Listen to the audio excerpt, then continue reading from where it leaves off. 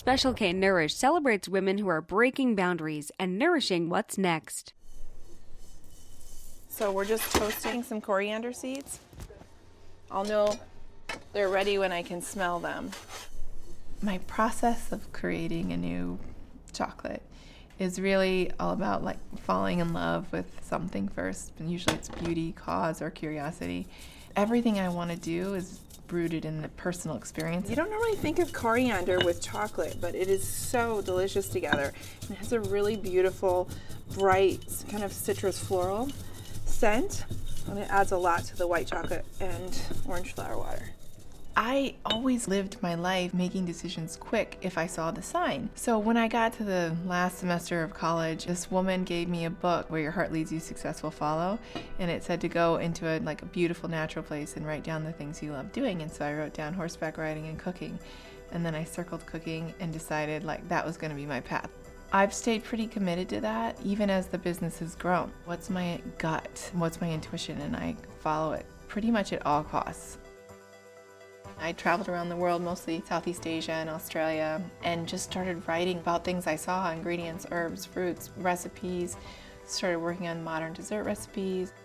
I love sharing an unexpected discovery. It's so exciting for the other person, and it makes me feel so fulfilled by creating something that puts you in the present moment and surprises you.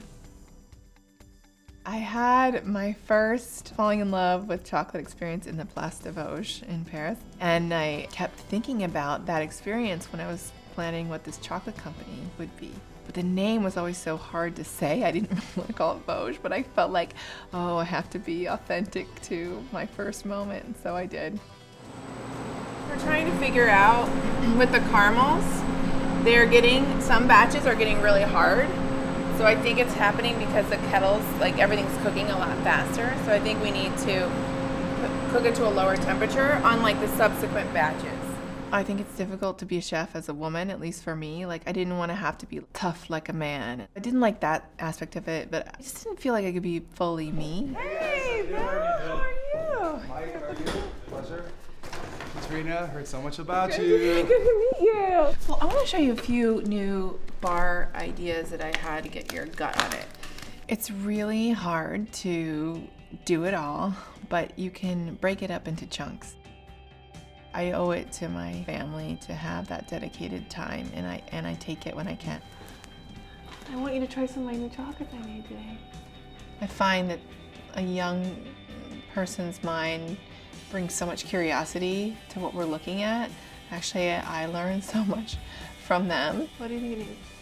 I like it. You think it needs to be a little bit more tart? I want more. I need salt. A little more salt? It's really important for me to pick up Rowan from school. There's a lot of quality time in the car, so I always make it a point to drop him off and pick him up. But that's important, and I'm always connected outside of that. Oh man, hi Bobby. Hi Bobby. Hi Bobby.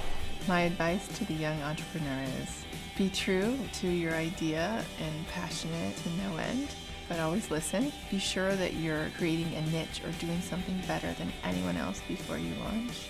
Never be afraid of changing and evolving, even if you think something's perfect. Keep looking at it, it could be better. And have fun.